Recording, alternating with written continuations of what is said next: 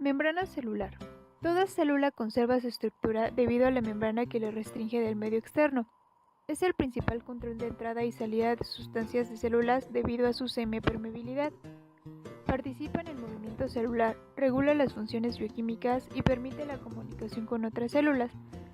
En el momento que surgió la microscopía electrónica y así poder estudiar con más precisión la estructura celular a principios del año de 1950. Hasta entonces las evidencias indirectas habían conducido a los biólogos a postular la existencia de membranas, mucho antes de que se hubiera podido ver en realidad. E incluso, hasta los investigadores por mucho tiempo han tratado de entender la estructura molecular de las membranas.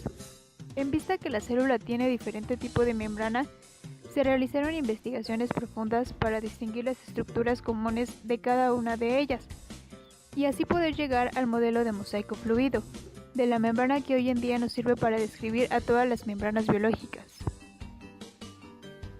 Charles Overton en 1895 descubrió que las sustancias liposolubles penetraban en las células, además que la membrana presentaba gran resistencia al paso de la corriente eléctrica.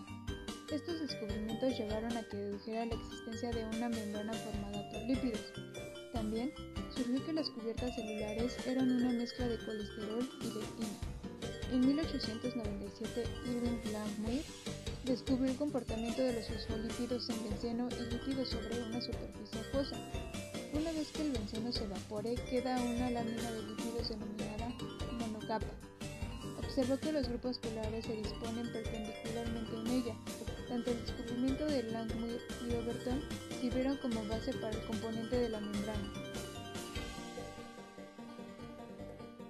En 1925, Gordon y Grendel extrajeron los lípidos de la membrana del eritrocito, y al extenderlos sobre el agua, notaron que estos ocupaban una superficie 2 veces mayor a la superficie del eritrocito, deduciendo de esta forma que la membrana estaba formada por una bicapa lipídica.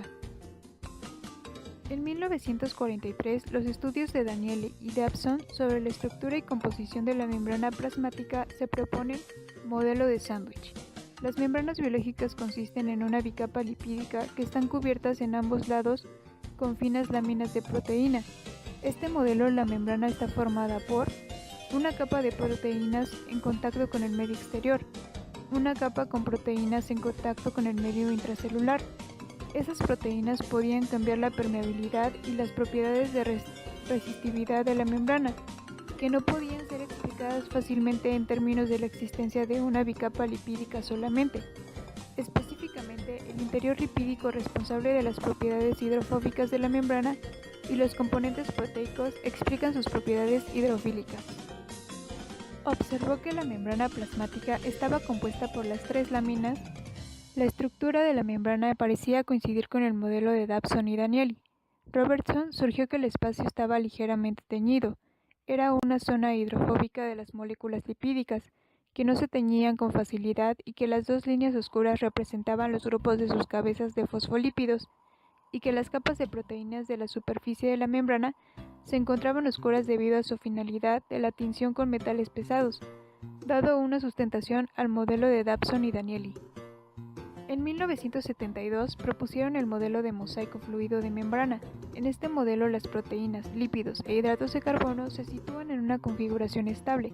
Los lípidos forman la bicapa lipídica y las proteínas adoptan una configuración en la membrana según la interacción de sus partes con las moléculas que las rodea. La mayoría de los componentes lipídicos de una membrana están en constante movimiento, son capaces de tener movilidad lateral. Muchas proteínas de la membrana son también capaces de moverse lateralmente dentro de la membrana, aunque algunas están ancladas a elementos estructurales de uno a otro lado de la membrana y por eso tienen una movilidad restringida.